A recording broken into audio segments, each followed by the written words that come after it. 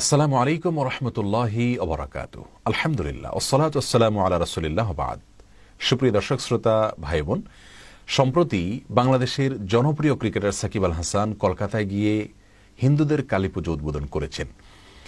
এই বিষয়টি ইসলামী শরিয়ার দৃষ্টিকোণ থেকে কতটা সঠিক হয়েছে, একজন মুসলিম কি অন্য কোনো ধর্মের মানুষের উপাসনায় হাজির হতে পারেন কিনা, শামিল হতে পারেন কিনা, যোগ দিতে পারেন কিনা, কোনো পুজো উদ্বোধন করতে পারেন কিনা, ইতিমধ্যে সাকিব আল হাসান এই কাজের ব্যাপারে নিন্দার ঝড় বইছে। যদিও কিছু কিছু ভাই বোন মনে করছেন তিনি অন্য ধর্মের মানুষের উপাসনায় হাজির হয়ে উদ্বোধন করে বড় মনের পরিচয় দিয়েছেন, এটা তার উদারতা, তারা উদারতা হিসাবে এটাকে ব্যাখ্যা করতে চাইছেন এবং তারা বলতে চাইছেন যে মন থেকে যদি কেউ অন্য ধর্মে দীক্ষিত না হন তাহলে শুধুমাত্র সেখানে গেলে বা তাদের কোনো ক্রিয়াকর্মে অংশগ্রহণ করলেই তিনি বেঈমান হয়ে যান না। ইমানটা এত ঠুনকো বিষয় নয়। আসলে তাদের কথা কতটা সঠিক সে বিষয়ে আজ আমরা সংক্ষেপে ব্যাখ্যা করবো ইনশাআল্লাহ তাআলা। প্রিয় দর্শক, সর্বপ্রথম কথা হলো, একজন মুসলিম হিসাবে আমাদেরকে জেনে রাখতে হবে যে আমাদের ইমানকে ধ্বংস করে দেওয়ার সবচেয়ে বড় যে বিষয়টি সেটি হলো শিরক। শিরকের চাইতে বড় কোনো বিষয় না যেটা মানুষের ইমানকে মুহূর্তের ভিতরে ধ্বংস করে দিতে পারে। আল্লাহ কোরআনে কারিমে বলেছেন, ইন্না শিরকা লাযুলমুন আযীম, নিশ্চয় শিরক এটা মহা অপরাধ। শিরকের চাইতে বড় কোনো অপরাধ নাই। আল্লাহর ইবাদতের পাশাপাশি যদি কেউ কোনো প্রতিমার সামনে সিজদা করে, মাথা নত করে, প্রার্থনা করে অথবা কোনো কবরে গিয়ে প্রার্থনা করে, এই জাতীয় কাজগুলোকে শিরক বলা হয়। এই শিরক সম্পর্কে আল্লাহ রাব্বুল আলামিন আরো বলেছেন, ইন্নাল্লাহা লা ইয়াগফিরু আন ইউশরাকা বিহি ওয়া ইয়াগফিরু মা দুনা যালিকা লিমান ইয়াশা। নিশ্চয়ই আল্লাহর সঙ্গে শিরক করা হলে এরপর যদি সে তওবা না করে মারা যায় তো এই শিরকের অপরাধ আল্লাহ তাআলা ক্ষমা করবেন না, সে অনন্ত অসীমকাল জাহান্নামে পড়তে থাকবে। অতএব শিরকের ব্যাপারে, এর ভয়াবহতার ব্যাপারে একজন মুসলিম সাহেব আমাদের জানা থাকা উচিত। সাকিব আল হাসান সম্পর্কে যেটুকু আমি জানি, তিনি ইসলামকে প্র্যাকটিস করার চেষ্টা করেন, নিজেকে মুসলিম হিসেবে পরিচয় দেওয়ার চেষ্টা করেন। তিনি হজ বা উমরা করেছেন, সেই ছবিও সোশ্যাল মিডিয়াতে ঘুরে বেড়াচ্ছে। অতএব তিনি যে পুজো উদ্বোধন করতে গিয়েছেন, আমি মনে করি তিনি না বুঝেই গিয়েছেন।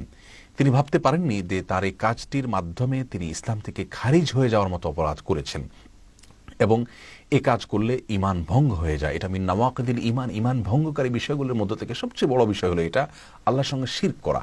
আর সেই শিরকের উদ্বোধন করা এটা তো আরো অনেক বড় মাপের অপরাধ। কারণ হলো, যে ব্যক্তি কোনো মন্দ কাজের সূচনা করবে, নবী আলাইহিস সালাম বলেছেন, সে মন্দ কাজ তার দেখা দেখি যত মানুষ করবে সকলের সমান অপরাধ এবং সকলের অপরাধের সমপরিমাণ দায় তাকে অতিরিক্ত হিসাবে নিতে হবে। অতএব নিজে শিরক করা এক জিনিস, আর শিরকের উদ্বোধন করা শুরু করে দেওয়া যার পরে অনেকেই করবে, সেটা তার চাইতে অনেক জঘন্য অপরাধ। আমি আমাদের ভাই সাকিব আল হাসানের প্রতি বিনীতভাবে এই ভিডিওর মাধ্যমে আরজ করতে চাই, প্রিয় ভাই আমার, ইমানটা আমাদের ছেলে খেলার মতো বিষয় নয়। মহান আল্লাহ রাব্বুল আলামিনের আদেশ নিষেধ, বিশেষ করে আমাদের বিশ্বাসের যে গুরুত্বপূর্ণ জায়গাটা, সেটা নিয়ে আমাদের হেয়ালিপনা করা উচিত নয় বা অবহেলা করা উচিত নয়। আজ আপনার আমার মৃত্যু হলে কালই আমাদেরকে বা মৃত্যুর পরপরই আমাদেরকে আল্লাহ রাব্বুল আলামিনের সামনে দাঁড়াতে হবে। জীবনের প্রতিটি বিষয় সম্পর্কে আমাদেরকে জবাবদিহি করতে হবে। অনন্ত অসীমকালের জীবন আমাদের সামনে পড়ে আছে। সে জীবন ধ্বংস হোক এটা যদি আমরা না চাই, তাহলে শিরকের মতো ভয়াবহ অপরাধ থেকে আমাদেরকে বেঁচে থাকতে হবে। কোনো মুসলিম তথাকথিত উদারতার নামে অন্য ধর্মের মানুষের উপাসনা শামিল হতে পারেন না, উদ্বোধন করার তো প্রশ্নই ওঠে না। এই কাজটির মাধ্যমে মানুষ ইসলাম থেকে খারিজ হয়ে যায়। অতএব ভাই সাকিব আল হাসান, আপনি আল্লাহর ওয়াস্তে তওবা করুন এবং ফিরে আসুন। আপনি যে হজ উমরা করেছেন, আপনি যে ভালো কাজ করেছেন, মুসলিম হিসাবে বিভিন্ন নেক কাজ করার চেষ্টা বিভিন্ন সময় করেছেন, আমরা দেখেছি, সে সবগুলো বরবাদ হয়ে যাবে শুধুমাত্র এই শিরকের অপরাধের কারণে। আল্লাহ রাব্বুল আলামিন বলেছেন আমাদের প্রিয় নবী সাল্লাল্লাহু আলাইহি সাল্লামকে, লাকাদ উহিয়া ইলাইকা ওয়া ইলাল লাযিনা মিন ক্বাবলিক লাইন আশরাকতা লা ইয়াহবাতান্না আমালুক ওয়া লা তাকুনান্না মিনাল খাসিরিন। হে রাসূল, আপনাকে এবং আপনার পূর্বের সমস্ত নবী রাসূলদেরকে এই মর্মে কমন নির্দেশ জারি করা হয়েছে যে যদি আপনি শিরকে লিপ্ত হন তাহলে আপনার পূর্বের সমস্ত নেকামলগুলো, ভালো কাজগুলো ক্যান্সেল করে দেওয়া হবে, সবগুলো ডিলিট করে দেওয়া হবে এবং আপনি ক্ষতিগ্রস্ত হয়ে যাবেন।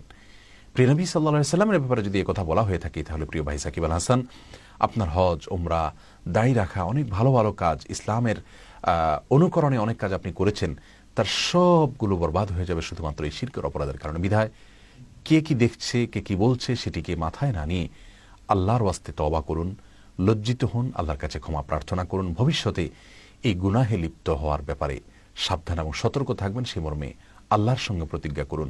মানুষ সমালোচনা করছে বা প্রশংসা করছে সেটি বড় কথা নয়। আল্লাহ রাব্বুল আলামিনের কাছে আপনি যাবেন, মুসলিম হিসাবে আপনার খাতায় সেখানে নাম থাকবে না, আপনার সমস্ত আমল বরবাদ হয়ে যাবে, নিশ্চয়ই আপনি সেটি চাইবেন না।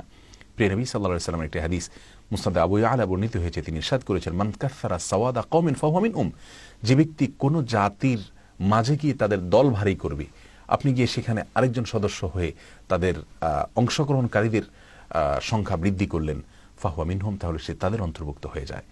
অতএব অন্য ধর্মের মানুষের উপাসনায় যাওয়া, সেখানে অর্থ দান করা, সে উপলক্ষে শুভেচ্ছা জানানো, গেট তোরণ নির্মাণ করা, সেটাকে উদ্বোধন করা, এই সব কাজগুলো শিরকের অন্তর্ভুক্ত।